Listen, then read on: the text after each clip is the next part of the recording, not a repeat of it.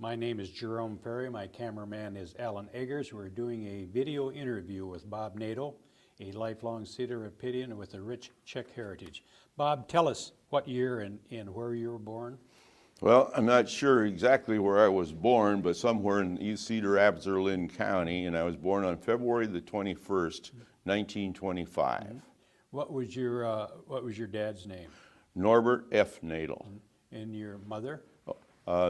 She was called Georgie, but Georgie, G-O-R-G-I-E, and I don't know whether that was a nickname for Henrietta or not, but that's as near as I can tell from some of this written in Czech. That's what it is. Mm-hmm. And what was her maiden name? Motel, M-O-T-J-E-L.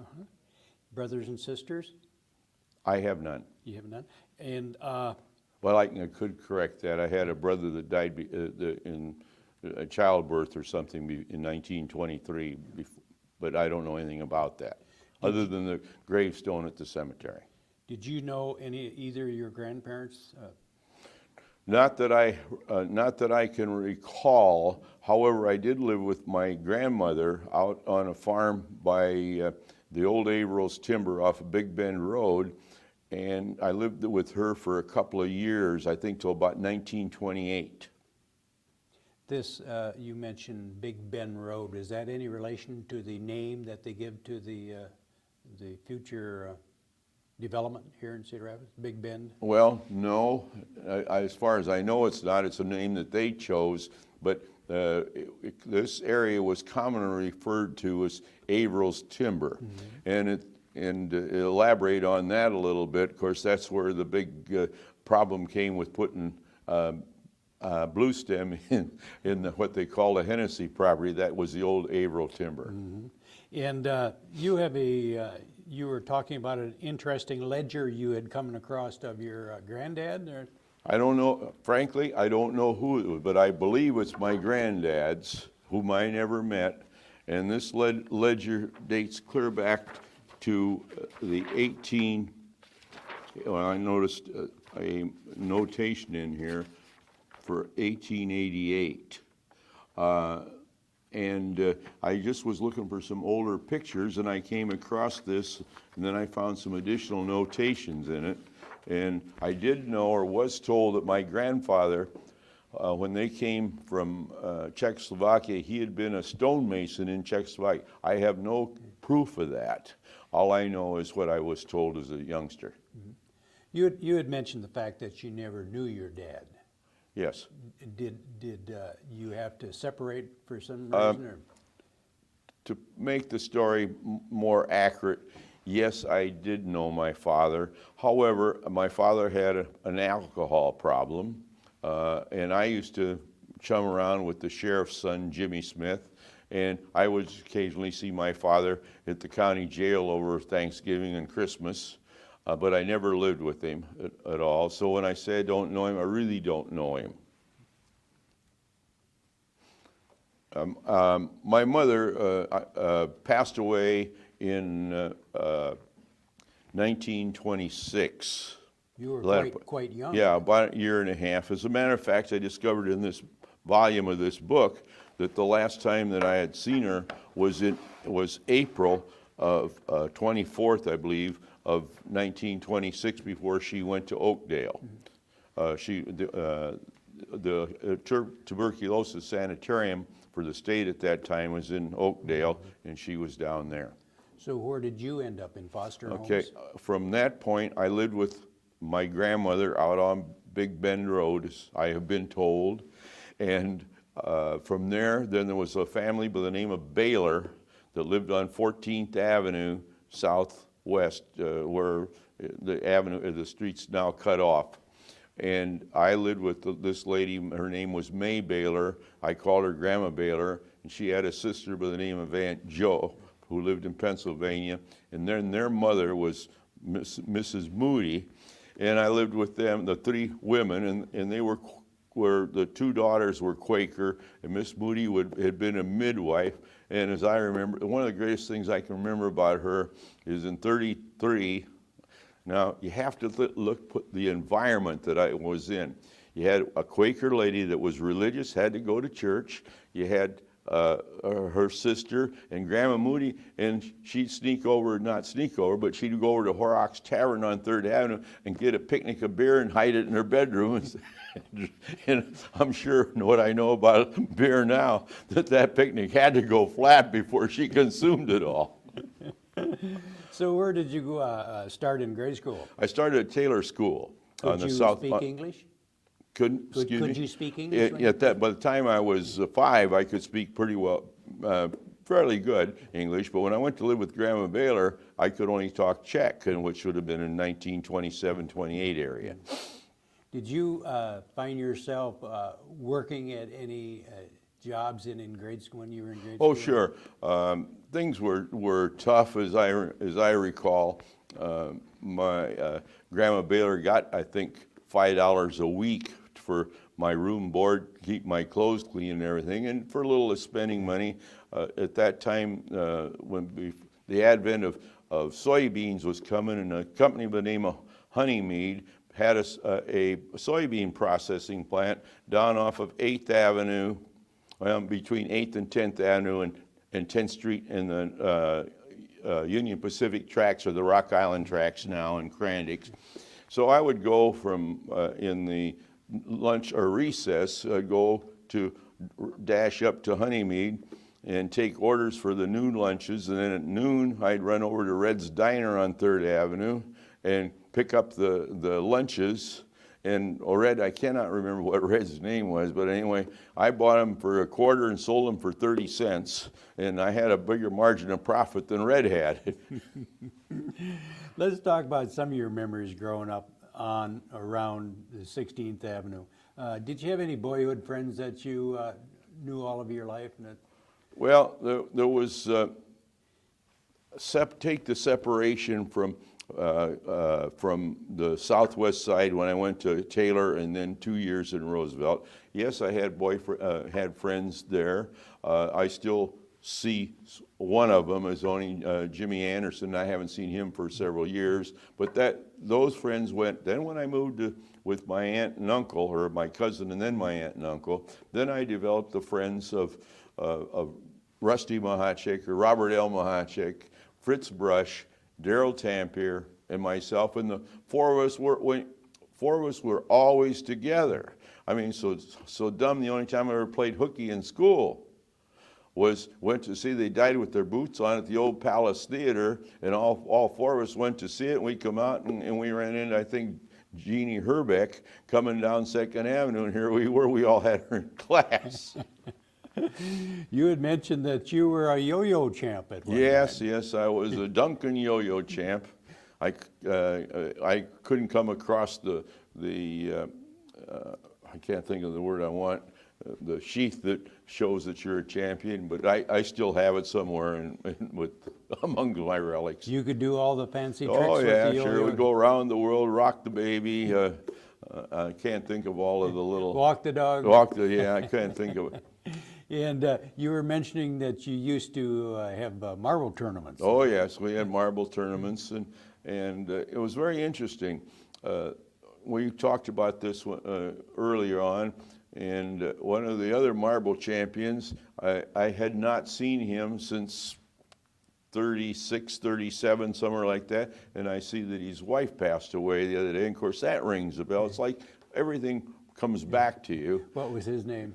His name was Glenn Klingeman. Mm-hmm. Did you have a swimming hole?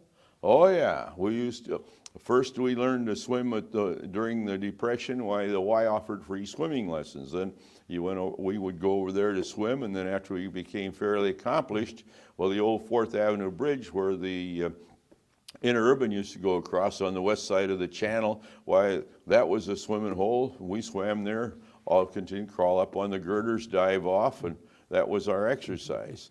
And then as I got older, one of the big swimming holes that we had was down in Stumptown, which I forget now who owned the sand plant. It was a sand plant. It was run by Mac Farmer, and we swam down there, all summer long. And incidentally, that'll be the greatest thing in the world if we had another sand plant whereby you have a nice beach and nothing's on it, and you can just kind of wade out. hopefully that'll happen.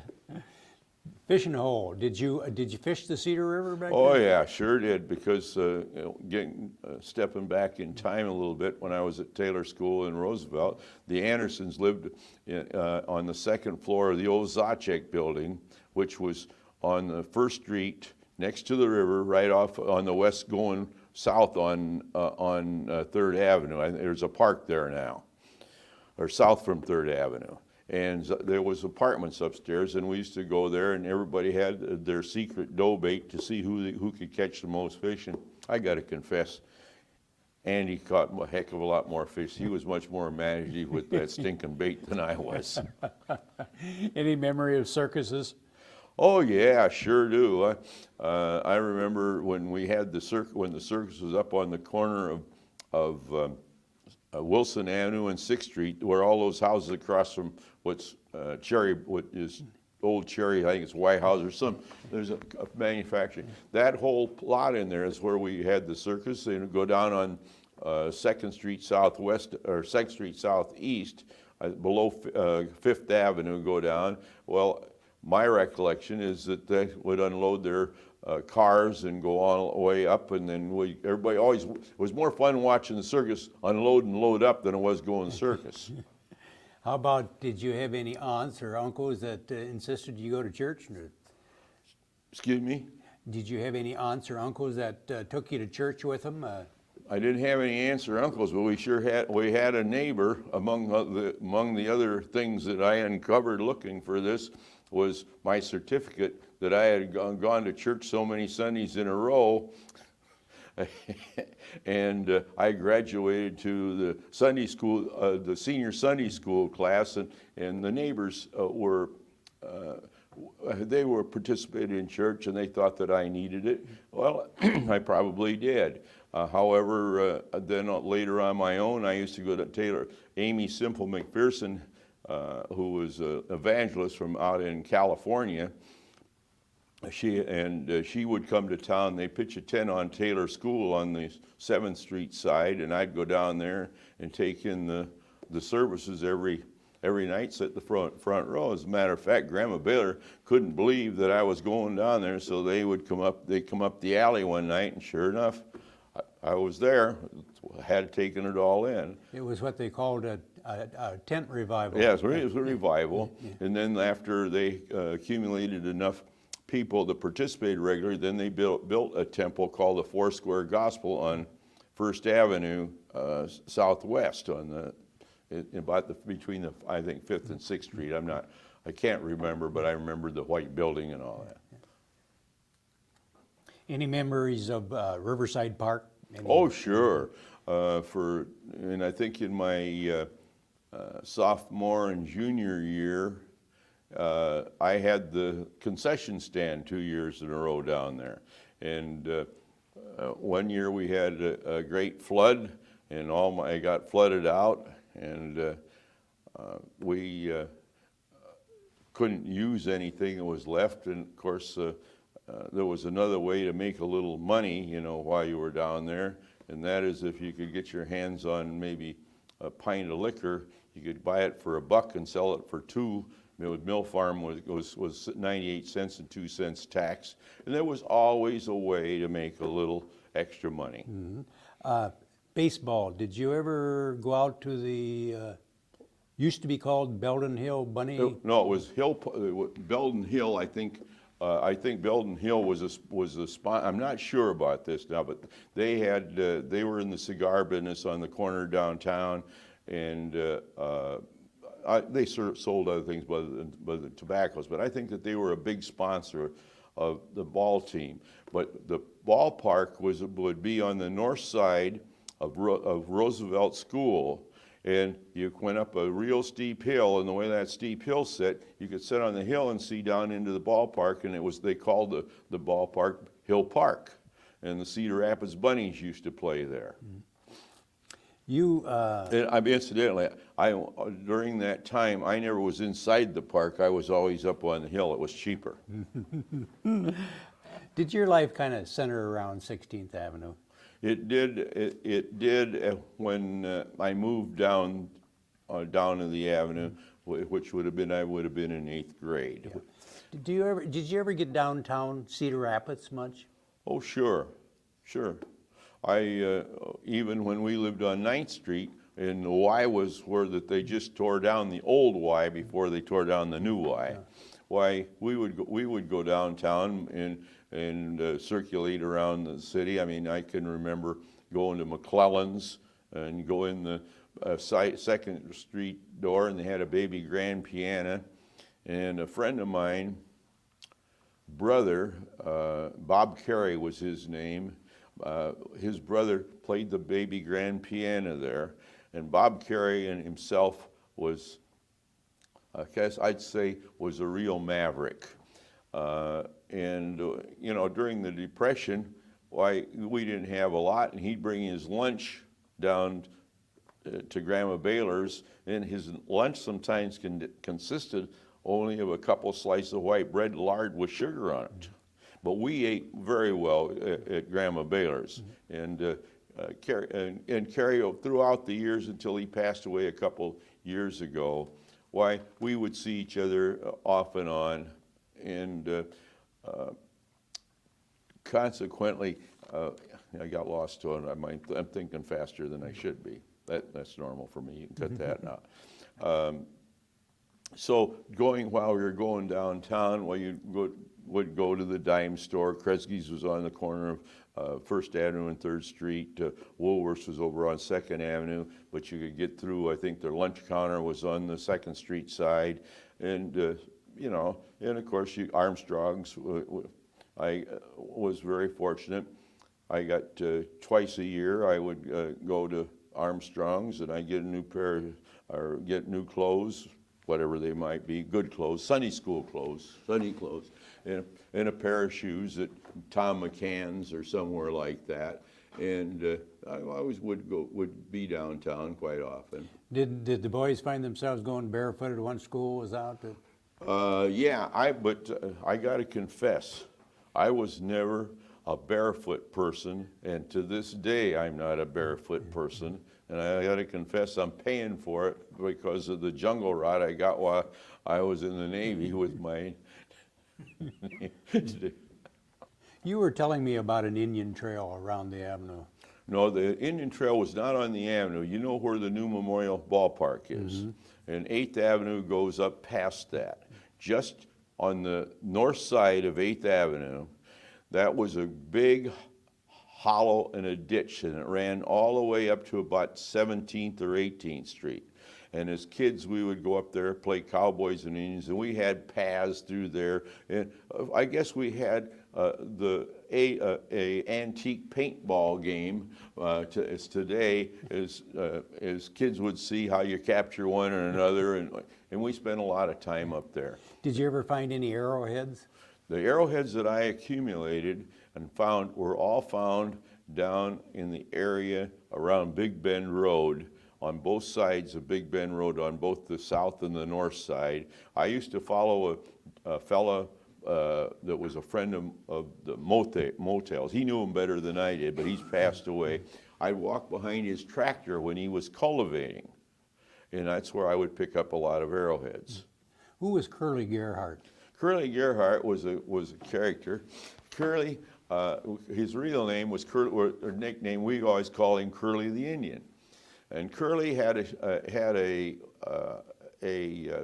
shack in a hollow out just below the roller dam, in the hollow that goes up. The hollow's still there. There's some there.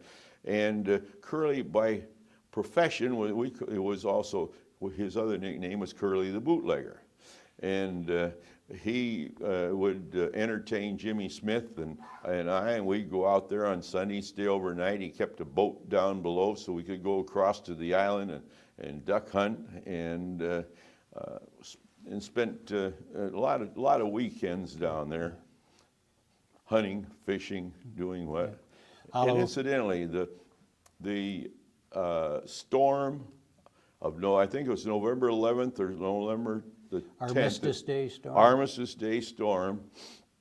I had gone with a dog called Brownie and an old double-barrel 410 Hammer shotgun, And when it started to snow, I was down there by that island, and when the Tiki boys were coming home, they lived back off of Big Bend Road. They were going to town, and they picked me up, and we barely got to town that day. And everybody was worried because I left by myself and the dog. But I've always been kind of a loner on many things. Halloween, was that an adventurous time for young boys? Yes, yes, it was. You got any memories of pranks you may have Oh yeah. been accused of playing? Yeah, that's a better way to put it. The alleged participation. Yeah, there's two things come to my memory. There was an old fellow, I don't remember what his name is now, but he lived down on D Street. And he had a grape arbor. And,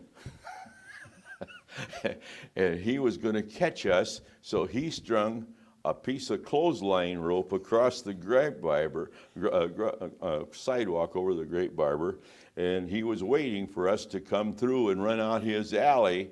Instead of that, we ran out around the grape arbor.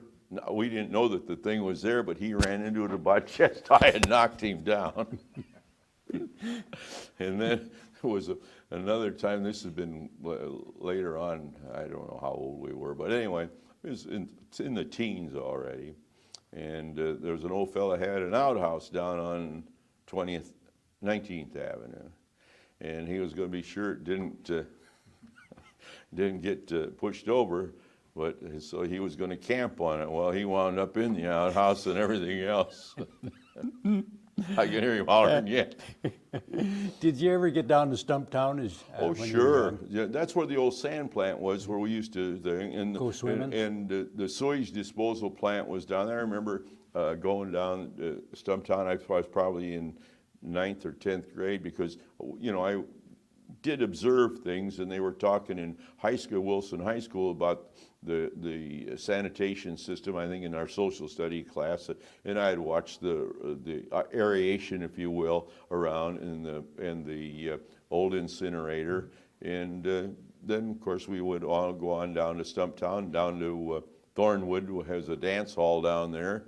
I didn't dance at that time, but I'd been there, Yeah. and I remember a number of the people from down there. Was that classified as a poor section of town, or were there people well-to-do that would live down there? Well, I think it would have been a cross section, but when you say well-to-do, there were some people down there that had good-paying jobs, and there were some people that had menial jobs, but they were all workers. They were all people that made up the south end, if that's what we would call it, down the south end. They were people that made up that, and by and large, everybody down there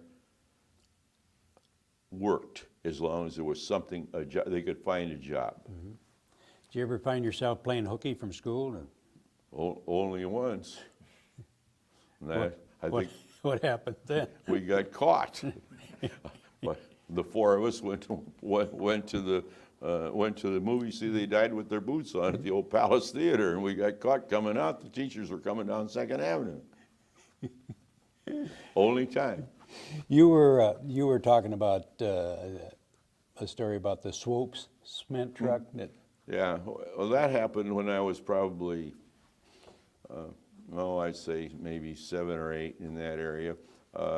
I can't remember the name of the company now, but they had a cement block plant and a cement plant down on 9th Street, and the trucks would go down there. And I was standing outside of Swope's house, and I would guess that their address would be probably about 521, because we lived at 517. And I was standing out there talking, and this truck come by with a load of sand, and the wheel come off, and it came right up the sidewalk, and somebody grabbed me and got me out of the way, but it wound up in Swope's front room. You were around and living around 16th Avenue quite a bit, and it's kind of probably like a small town. Was there any they used to call small town characters that you remember on the avenue? Sure, there was there was characters on the avenue that would come there.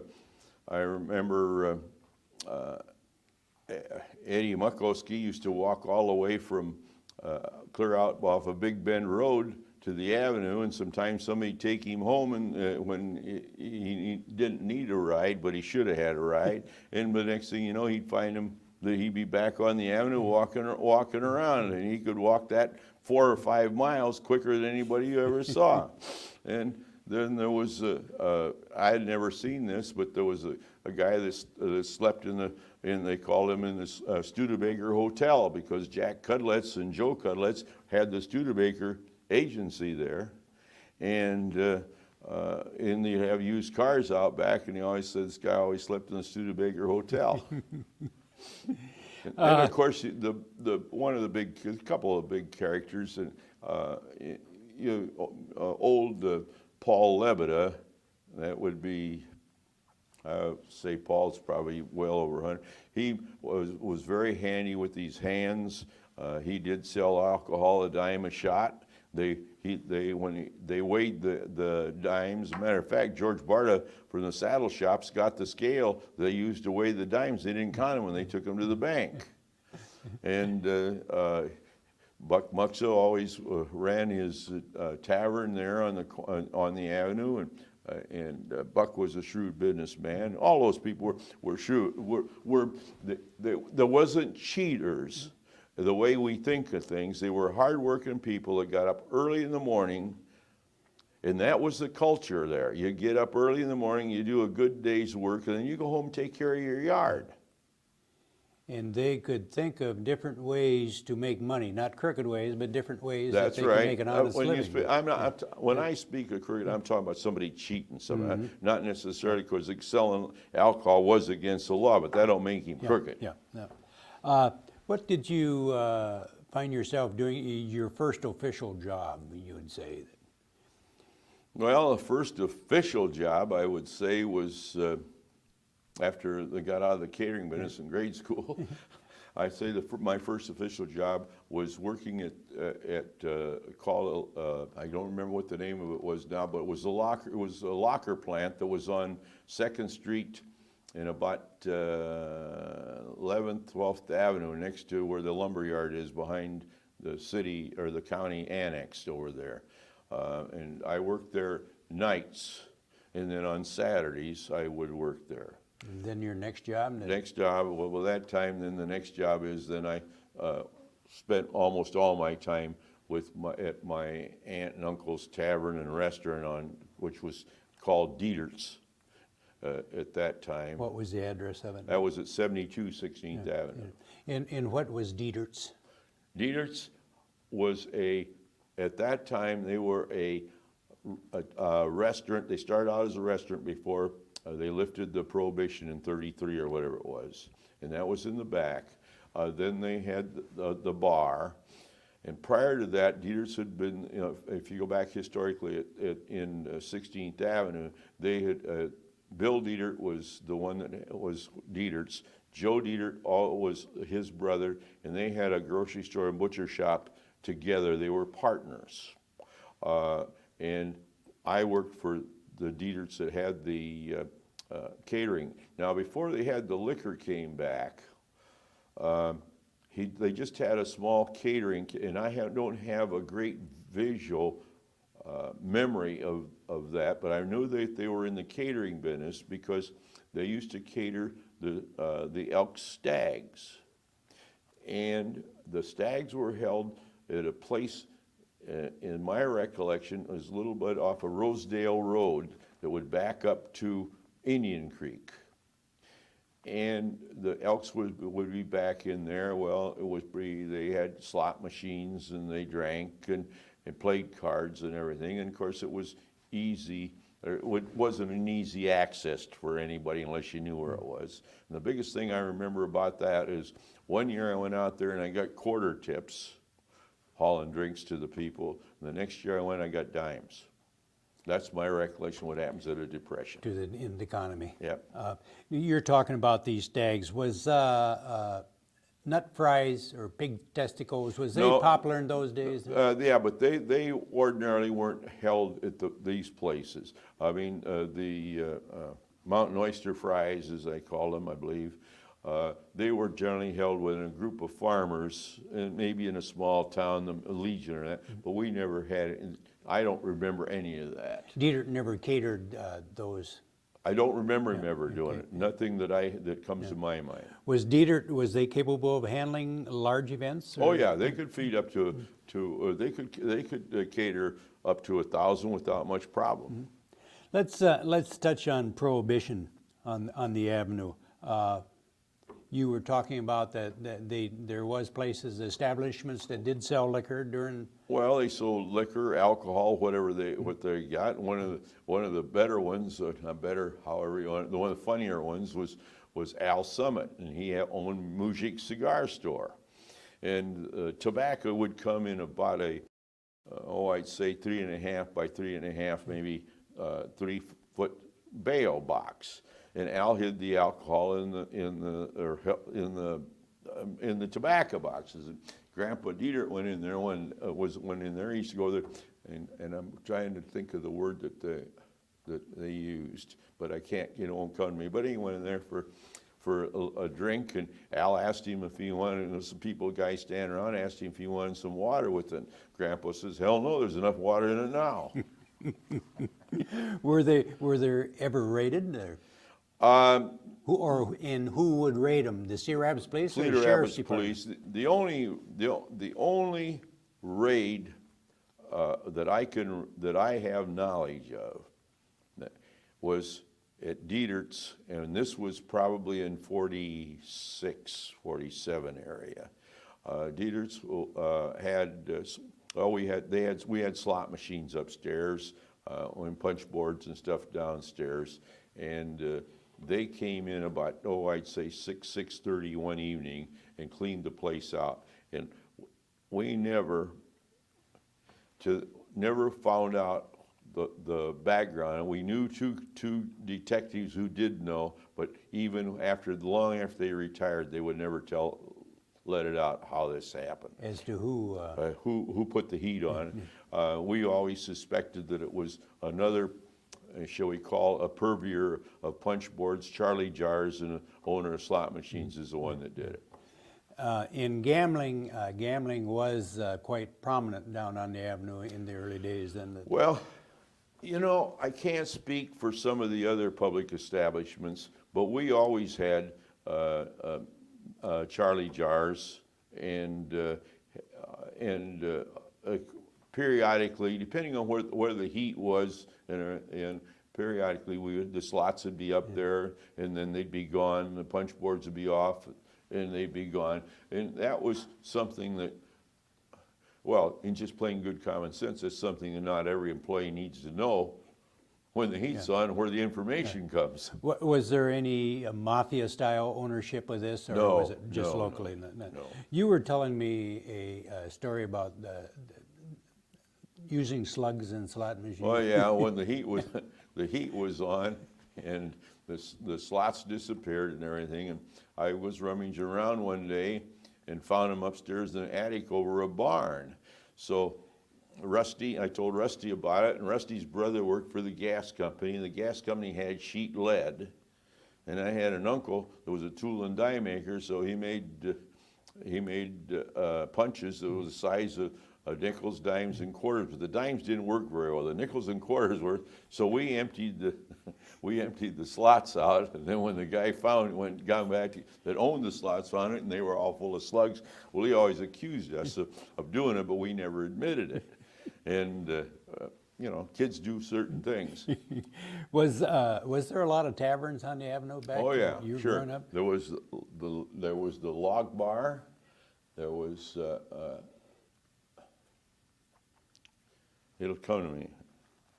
Kubovetz's. There was Dietert's. Then there was Buck Mux's. And then across the street there was Quito's. And that was the taverns there. And of course, prior to that time, there was where the music store is today. That was the old Silver Palace. Back in the Prohibition years, what would taverns sell? Well, they had Slim and Curly.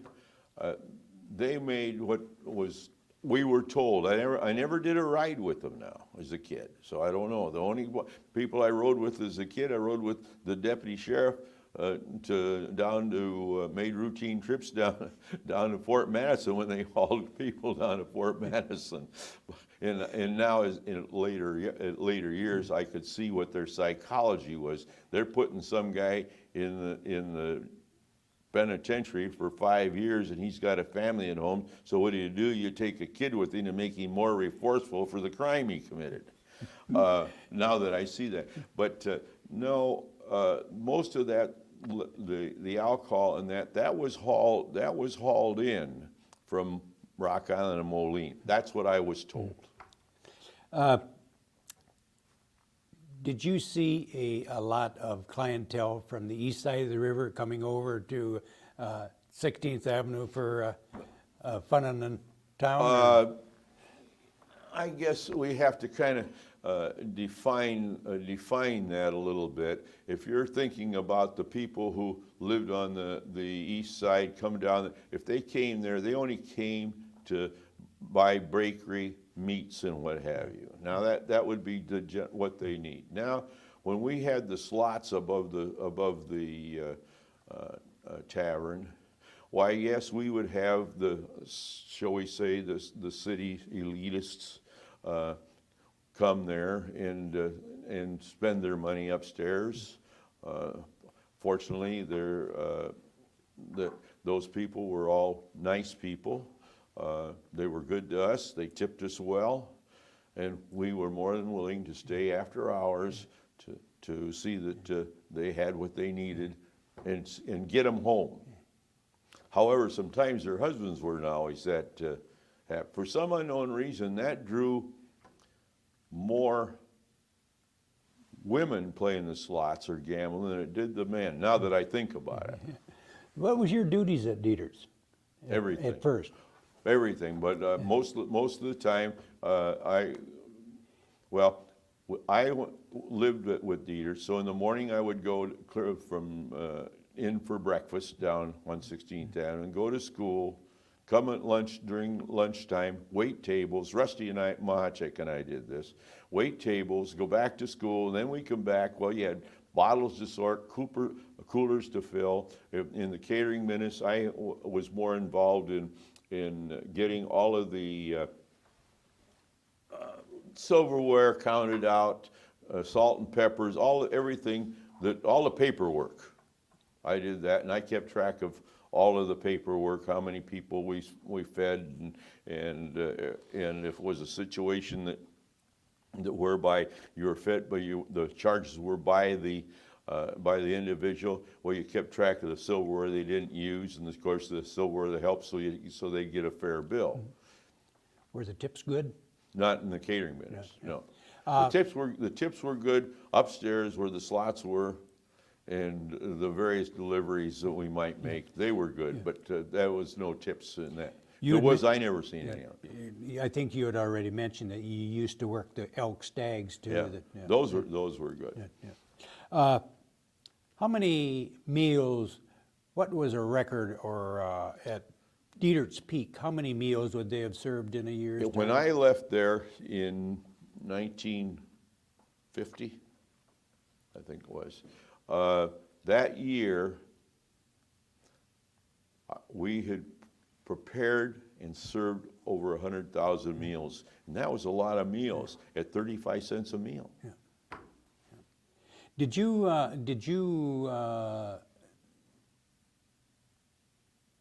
use the bootlegging as a way of income throughout your younger years? Well, yeah, I might have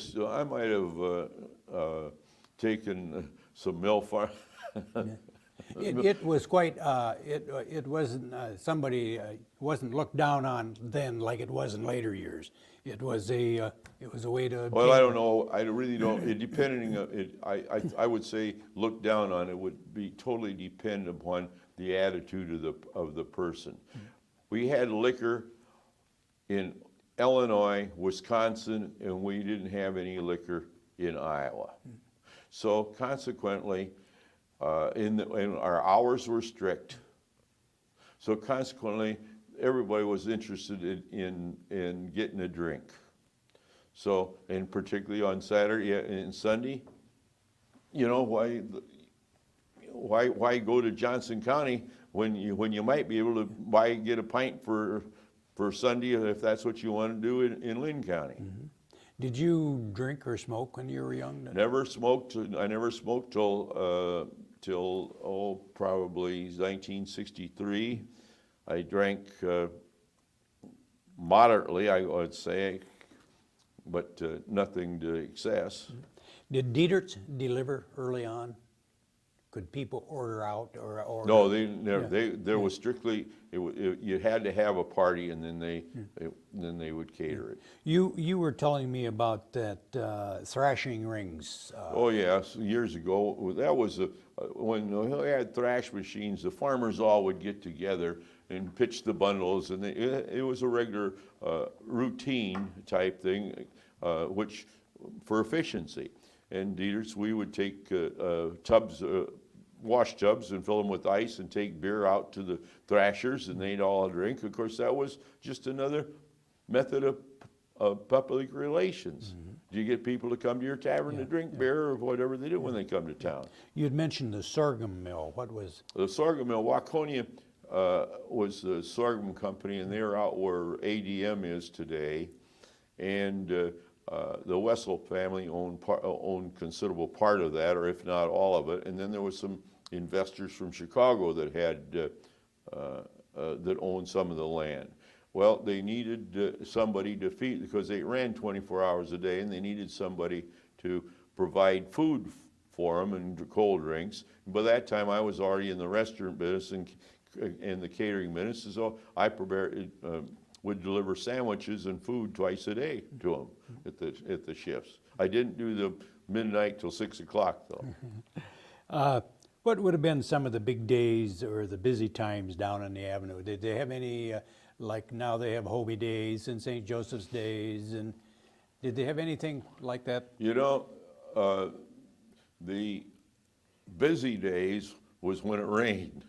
Farmers all came to town. They couldn't do anything in the field. Things are different today. With the advent of the big machinery and everything, but you could always bet if it was raining that you were going to be busy in the afternoon because people brought their eggs or poultry or whatever they were going to sell. As far as the Hobie Days, there wasn't any Hobie Days back then. The closest thing to a celebration on the avenue was St. Joseph's Day. And the original idea, as far as I know, and I don't know of another tavern that did it or anybody that put any effort in it, was young Bill Dieter got one of the suppliers of keg beer to color the keg beer red, and that's where it started. And that would have probably been, I'd say, in 46, 47 in that area there. And they all wore red neckties. They didn't see red. I don't remember seeing any red shirts or anything like that. I can imagine you're talking about those busy days and people all come to the town, the hustle and bustle down there and all the different smells emanating from the bakeries and the smoked sausage places. And well, you see, you needed to be there really in the morning up through about 2 o'clock in the afternoon when all that odor keeps coming and makes your gastric juices think I want. Was there any friction between the East Side kids and the West Side kids growing up? There might have been a little in high school. You see, the individuals would like to go to fun night and maybe date the girls from Franklin or dance with the girls from Franklin or McKinley. But as far as anything like that erupts today with the competition between the schools, there was nothing like that. Yeah. Not to my knowledge. I don't ever recall of any fracas at all. Now, the biggest trouble anybody got into was the snake dance. And that would be after a football game. Okay, so the game was always over around 9:15 to 9:30. So in these again would start out at Hill Park, and the kids would all get walking down First Avenue, and they'd get all handholds, and they called it a snake dance. Now, the only damage that I can ever remember from the snake dance, other than having a bunch of kids screaming around the middle of town, which they weren't used to, was the guy that owned the caramel corn on 3rd Street between 1st and 2nd Avenue, Merchants or Bank One or whatever it is, that where their parking lot is, there was a caramel store in there. Jack Yeager had his store upstairs, and somebody reached into the caramel corn and was going to grab some caramel corn, and the guy threw the paddle at him and broke the window out. What was there for teens to do to have fun? Well, the biggest entertainment and attraction to keep kids out of trouble was, as far as I see it today, was at Fun Night at St. Pat's School. That place was packed, and they run it. That priest and whoever and the nuns, they run it really with a tight ship. And if you want to take a little snap in there and take it, and you got up on the bleachers, they could catch you every time, and they didn't have binoculars either. If you were a teenager, and if you wanted to find somebody, where could you go and possibly run into them? Liggett's Corner. Where was that? That was on the corner of 3rd Avenue and 3rd Street East, where the Armstrong building. That was Liggett's Drugstore. Was there. How about Cozy Inn? Was that? Oh, well, that was at night. That was a. We're talking about 2 levels of entertainment. Yeah, at night, Cozy. See, there was a Cozy Inn on both sides of First Avenue, but the one that had Paul Smith had the one on the north side of the street. And at night, who's who, and Saturday nights, whoever you want to run into, you could find them there. What year did you graduate from high school? 1943. Mm-hmm. Did you get caught up in the military then? Yeah, I was in the Navy Air Corps. Yeah. And what was your duties? Well, I was a rear seat gunner on a dive bomber. And was this off of a carrier? Mm-hmm. Off the Hornet and the Boxer. Yeah. Were you a good shot? Well, fair, but I never had a chance to shoot at anybody, I'm thankful for. Did you have drones that they would Yeah, pull behind we another had plane? sleeves, and we'd have competition, and we might all color our own if somebody didn't catch us, so that we scored higher. Mm-hmm. Did you see any active duty, or were you fortunate enough to get out? We had trained for the invasion of Japan, and when they dropped the atomic bomb on Hiroshima, we just literally made a U-curve and came back. Yeah. Now, I never knew until 2001, I believe it was, where we were going, what we were going to do. And I looked for the skipper of our squadron for 56 years, and I found him in St. Joe, Missouri, in an assisted living place. He had heart surgery, and he had been extremely successful. He'd been a managing partner in the consulting firm of Deloitte and Touche. Mm-hmm. And he told me then that's where we were going. Yeah. That's when I learned about what we were getting ready for. Yeah. So what year were you discharged then? I was discharged April the 13th, which had been 2 days ago, 1946. Yeah. Did you have a girlfriend yet? Thinking about marriage? No. No. I had a lot of girlfriends. But I wasn't thinking about marriage. Okay. So when did you get married then? Got married in 1947, I believe. And what was her name? Her name was Vilma Victoria Polina, Polehna. Was she from the she was from the South meat family? She's the daughter of the meat barons. They had butcher shops in Cedar Rapids and Iowa City, and they manufactured when I say manufactured, they produced smoked sausage and nuts for other butcher shops around the eastern part but they sold the other butcher shops sold the weenies under their stuff under their own name, not Polina's name. When you and Vilma used to date, where would you go? Dances or? No, we went to Dance Land. You mentioned Biederman's out at.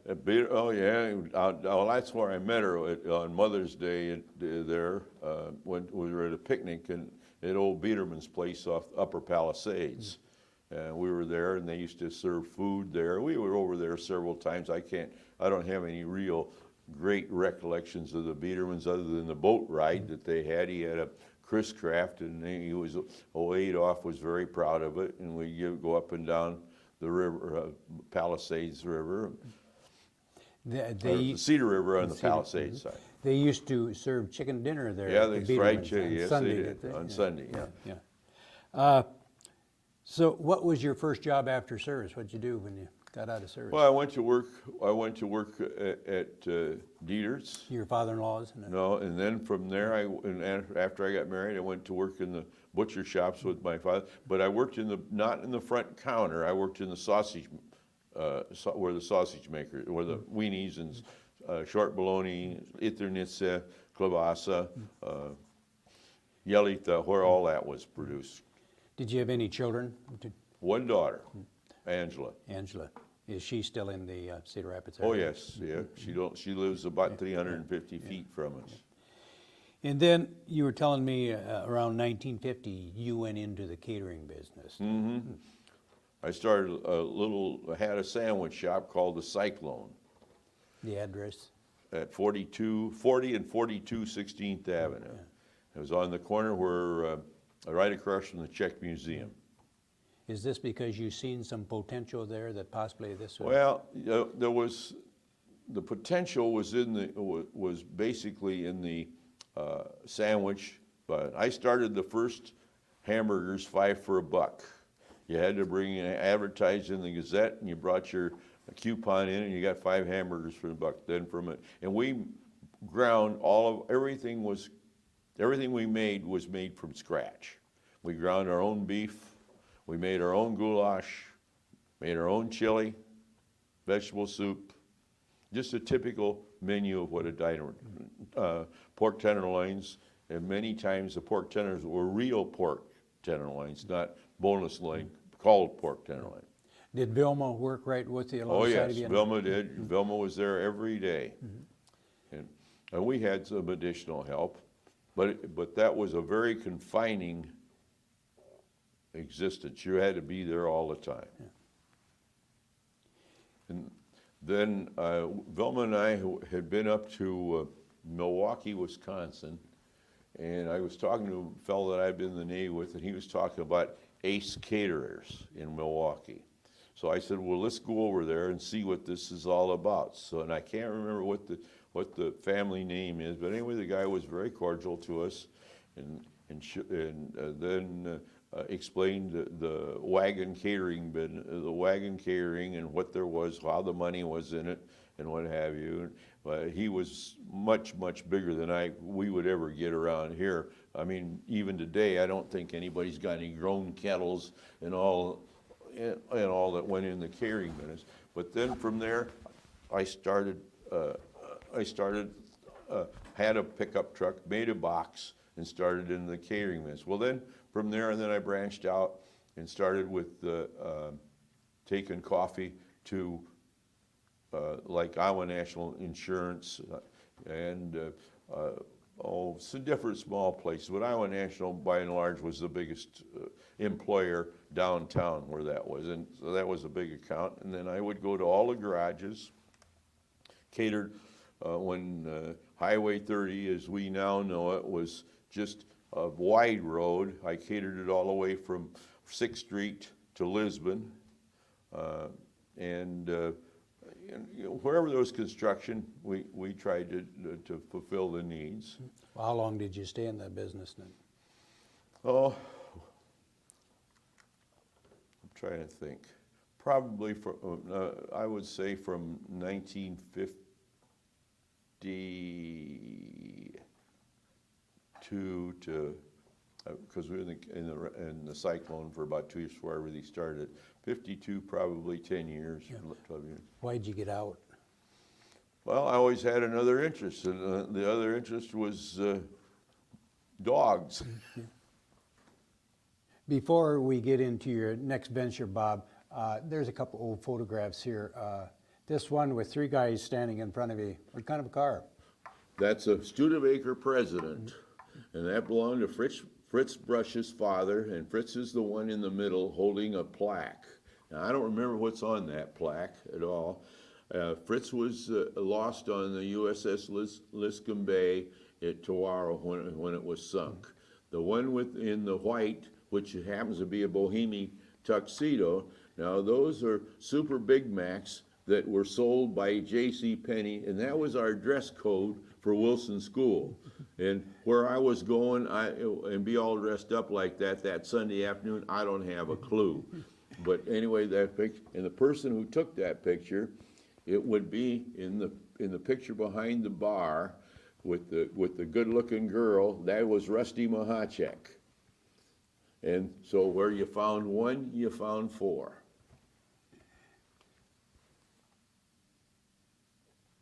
In this photo here of all the young ladies. Yeah, that was something that came with some pictures that I got from my family.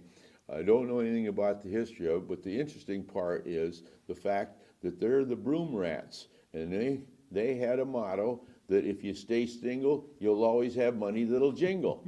Now, I personally think that they are the other side of another photo, which I don't have right now with me, where it shows the Wild Bunch. And so that's the female side of the Wild Bunch. Now, if somebody else can unravel this mystery, it'd be great.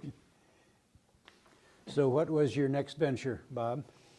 Well, my next venture from the catering business and the food business was to get in the dog boarding business. I had the opportunity when we were stationed at Naval Air Station in Santa Rosa, California.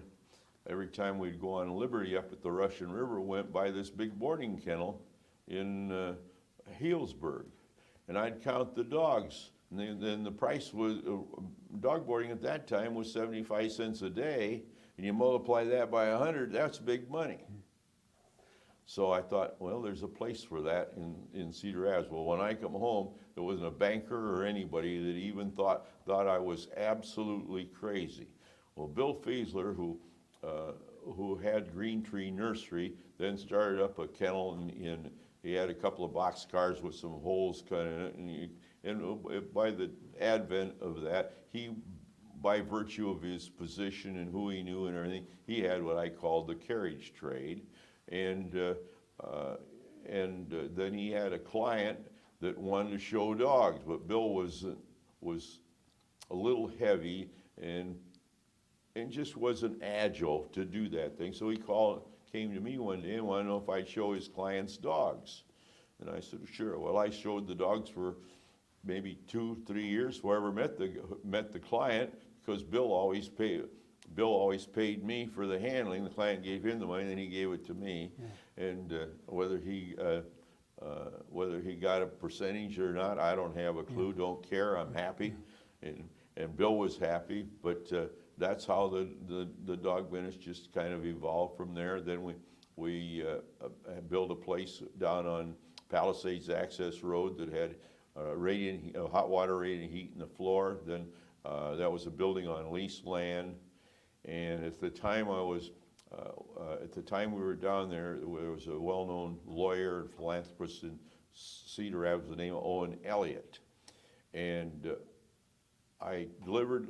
Owen had a stroke, and they wanted the dog trained, so I trained Lassie, and Lassie wasn't a collie though, but it was part shepherd, but they call it Lassie. And they wanted Lassie to be able to walk with Owen, get on the elevator in their house, be steady enough so that if he decided to go for a walk. So I trained Lassie. People thought I was nuts because I'd be down on First Avenue and First Street East by and on up to Roosevelt, going in the middle of the street walking a dog, so the dog was steady. And so then when we had to move from down on the river, down by there, why I said something to Elliot, and she said, well, Leon said, well, you know, we got the Palisades thing, maybe that'd be the place to go. They guess they wanted to sell it. So they made us, and they set a price on it, and there was no arguing, and we were moved to where we are located now, at Legend Lane. Not only boarded dogs, but you trained dogs and you taught obedience? Taught obedience, and I had obedience training classes, public classes. These classes were plain deportment. In other words, by that I mean the dog sit, stay, come when called. There was nothing fancy, because 90% of everybody that brought a dog to training class, they only want that. They don't want to compete. And that was just a straight deportment class. And then I also handled dogs for clients at the dog shows. Who would, back then, who would board dogs? Well, it was just, at that time, there was just myself and Bill Fiesler. No, I meant who would be your customers? Oh, well. Looking for your services to...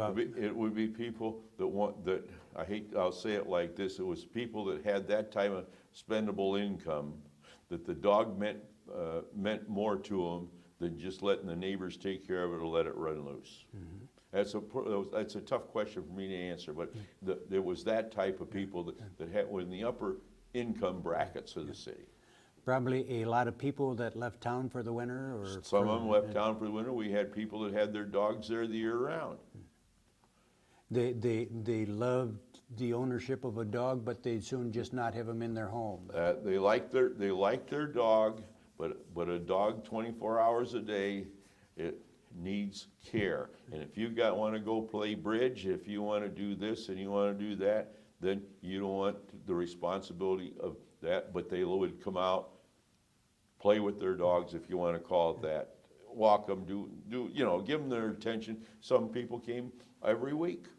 Would people bring their dogs out there because they was up in years and they didn't want to have to spend that much time taking care of them? No, most of the clients weren't up. There's only I mean, the dogs would get up in years. No, we had them all ages. Mm-hmm. There's nothing better than see a dog that comes in that's all gray in the muzzle, and the dog just plain adapts to everything that's going around, because the dog's a very adaptable animal, and they're happy. And when they're happy, the client is happy.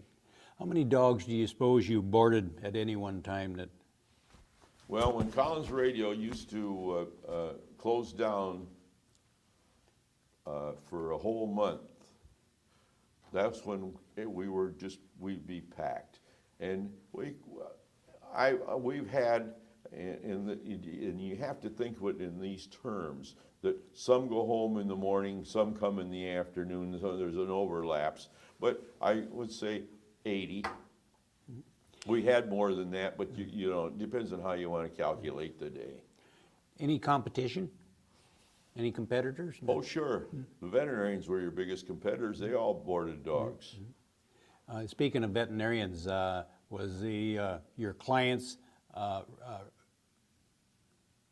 were they responsible for all the medical bills? Oh yeah, Veterinarian bills? We didn't practice veterinary medicine. When you boarded a dog with us, we asked you who your veterinarian was. If your dog got sick or needed a veterinarian, it went directly to the veterinarian, and the veterinarian at that time billed the client. Now most of the veterinarians, I don't think, do it that way. But we haven't had any dogs go to the veterinarian for I don't know how long, so I can't answer that. Did you ever have any bad experiences with the dogs or with clients, either one? Well, the bad experience really starts with the dog, and from there it goes on to the client. I had a client come in one time and wanted to know how much the boarding was, and I told him it was $1.25 a day at that time, and he said, well, he'd shoot the dog before he paid that, but he decided that he was going to leave it. Well, that was his privilege, Mm-hmm. And the night before the dog was to go home, on the day it was going to go home, the night before, the dog had a collar and a choke chain, and it was a jumper, and it hung itself. That dog became a $10,000 dog 30 years ago. You were, your kennels was out, way out in the timber. Yep. Did wild animals, did they have any problem, did you have any problem with your dogs because of wild animals in the night? No, but to clarify why the kennel was so far out was two things. If you're going to have, with the hopes of getting up to boarding 80 or 100 a day, you don't want very many neighbors. Point one. Point two, when we went out there, the place was zoned a variance. See, Linn County's had a land use since way in the 50s. And we were in a conforming district. And that way I would never have any problem with all the noise. Now, I know from being on the board of directors of the Humane Societies for 42 years, plus 42 years, why there's a lot of complaints about dogs barking and a nuisance. Well, we don't have that kind of, well, we had one neighbor that lived a little over a mile away, and she used to grouse a lot about it, but we were legal, and that's the way it is. And so I just turned it off when she complained. What I was trying to get at, you know how dogs are when a raccoon or a coyote But see, will the wander dogs- by at night. And The dogs are all confined. Now, when the coyotes yap even today, the dogs are relatively quiet. The raccoons, they stay away. They get hunted. The coon hunters take care of them, and they get wise fast. So we don't have that kind of. Never was a problem. But we all, regardless of what, we were always had to have all of the boarders vaccinated for rabies, so in case there was an incident, the dogs were protected. so there was a lot of responsibility with this. Sure. It's just like taking care of a lot of A these daycare dogs are somebody else's children in many cases. Daycare center. Yeah, same thing. Yeah. And it was probably a 24/7 job, 24 hours a It's day. just like running a dairy farm. They have to Somebody- be fed, watered, and picked up after and cleaned up every day, sometimes twice a day, depending on the dog. Now, you're fortunate in a lot of the dogs are house dogs, so they have good house habits. Nobody wants a dirty dog. They have good house habits. So the only problem that would exist, and it's a very, very minor problem, that is that you have to adjust to your schedule out there, and the dogs invariably in 2 days they adjust to the schedule, and it goes up. So that minimizes all your cleaning and sanitation. Did your wife Vilma have the same love of dogs that you had? She's the one that got me into it. So at least you could give each other a little relief sometime if somebody had to get away. Well, she's given me a lot of relief. How No, about seriously, when you get into the dog business, we bought a dog, brought it home. It was a Doberman, and we lived up on 2nd Street Southwest at that time, right after we were married. And then I went to a dog show, a national specialty show, and I met a guy by the name of Hans Schmidt. And he had the top winning dog there, and I talked to him a little bit, and then we decided that maybe we'd like to show this, because the dog Harry Houdini couldn't have made the first dog we had win. he was that bad? That bad, but that good as far as we were concerned. I'll give you a little story about him. He's a well-trained dog. Anyway, so now we wrote this Hans Schmidt a letter, and he said, well, they had one female in the litter they might be interested to sell. Well, I said, no, we didn't have any money. I said, we'd be interested in, could we make arrangements to pay? And the people who owned it was people by the name of Fells. And then we got a letter back from Mrs. Fells. Well, money wasn't their big object. Their big object was putting the dog in the home that would be good to the dog. So we arrived at the fee for this dog. Now this is in 1952, so you put 1952's money to today's money. We bought this dog for $350. She was a great dog, but Vilma took her to the dog shows. And yesterday when I was going through looking for these pictures, I said to Vilma, Vilma, here you are at the dog show in 1950. I said, there's your handler, Johnny Casey, growing the dog. And she could have started to laugh. It was a great joke. But that's how we got into the dog business. Then later, I started to show it and became handier and more astute to what was going on. And I ultimately finished the dog. But that's how we really got into that part of the dog business. Did your daughter Angela, did she have the love of dogs? Oh yeah, you see, Angela was unique in this thing.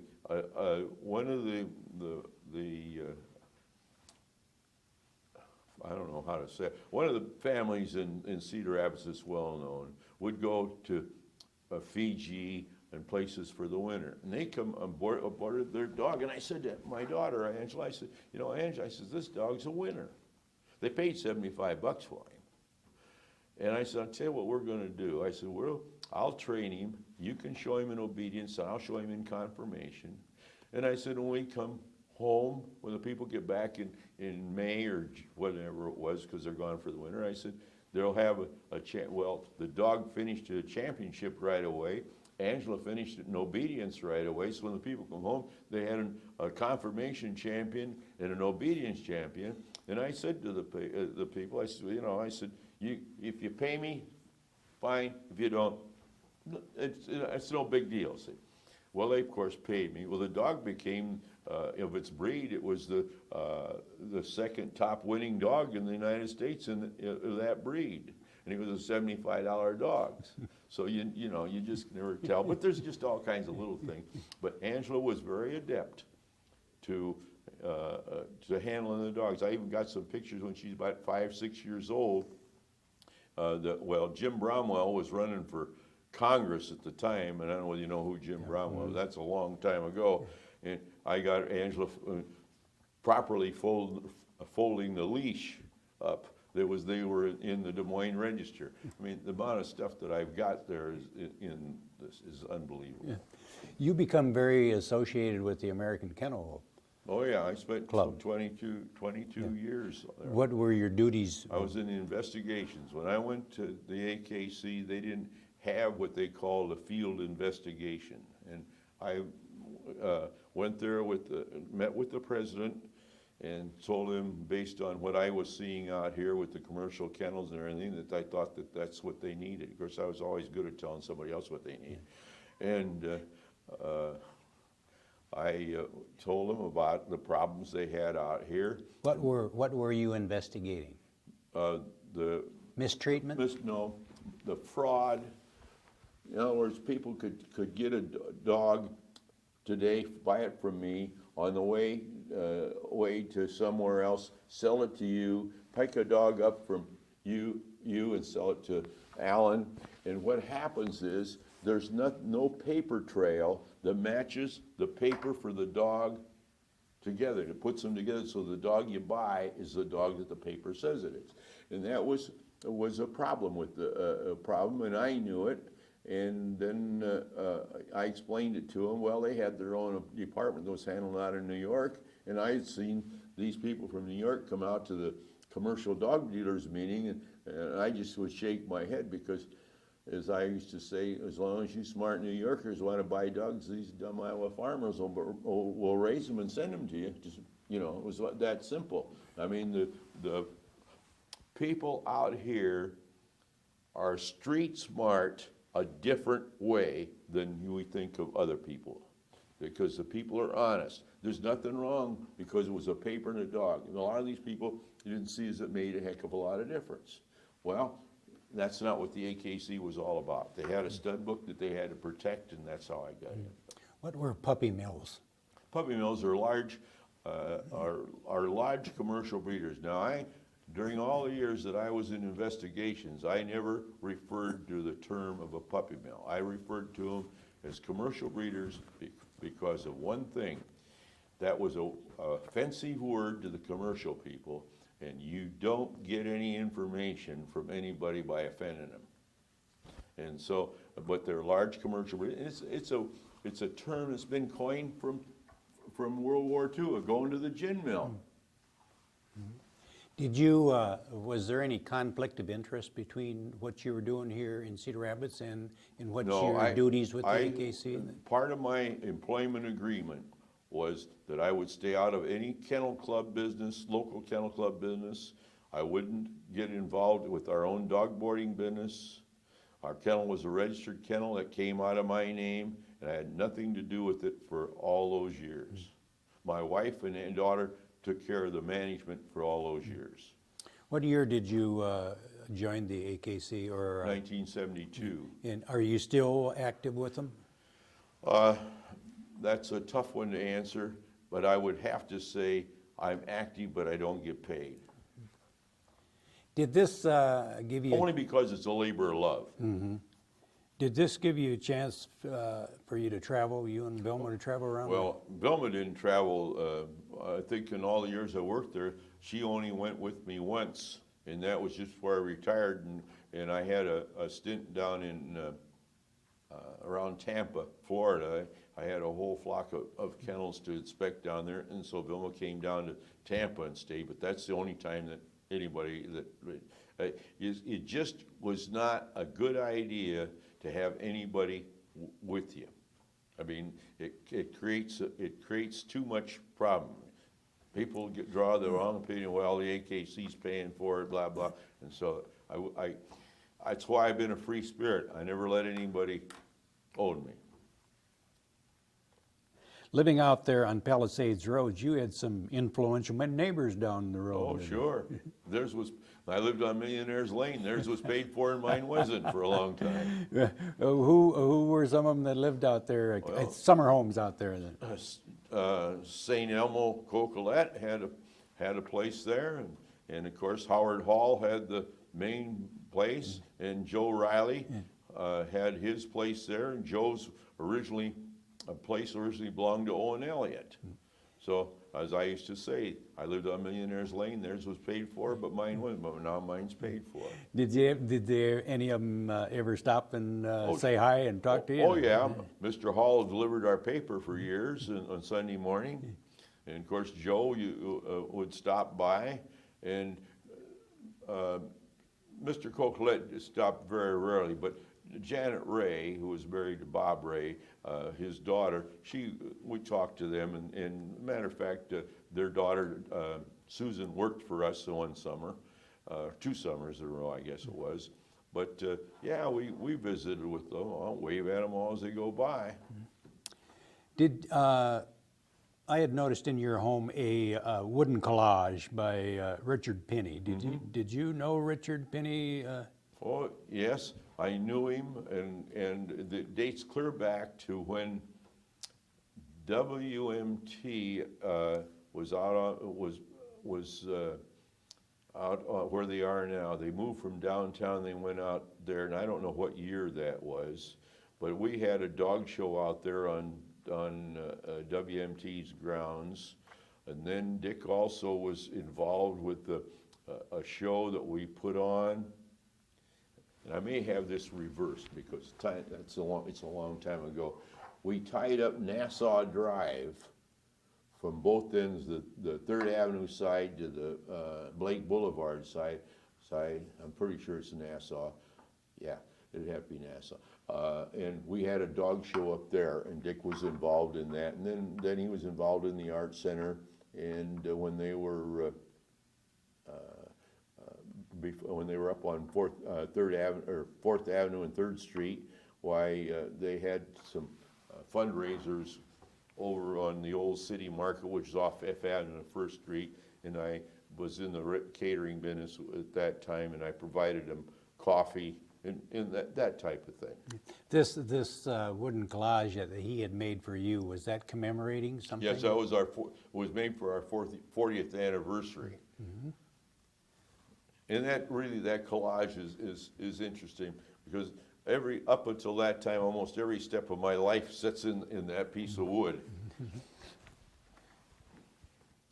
Bob, unless you have any more memories to share with us, the Cedar Rapids History Center, the Linn County Historical Society, would like to thank you very much for sharing your memories with us. Well, the only thing I got to say, it was a pleasure. I got some other things that I think that are of historical value that I'm going to get after and see about so that we get some of the records straight. And I'll probably be coming up here one of these days. Thank but you. I will say this about the History Center. I did the original of the businesses in 16th Avenue, and I did a heck of a lot of research up here when this place first opened up for all the addresses and what have you. And as a result of that, I've had a good relationship with them. Thank you, Bob. Thank you. Bob, before you leave, we forgot, you were telling me about your aunt being on the Grant Wood. On the commemorative Iowa coin, that scene was, the subject of that was my aunt who taught at the old Königsmark School, which would be on about the southeast corner of the airport. And she Grant Wood was at McKinley, she taught at McKinley. And so he did that painting of called Arbor Day, and of course, which has since been sold, and that was my aunt. Then on the other side, I have an uncle who Grant Wood was the subject of a painting his, and it was called The Inspector, or somebody. It shows a man in bib overalls with the micrometer, and that was done up at the Cherry Building. So I'm one of the few people that have both an aunt and an uncle that was subjects of Grant Wood's paintings. Very good. Thank you again, Bob.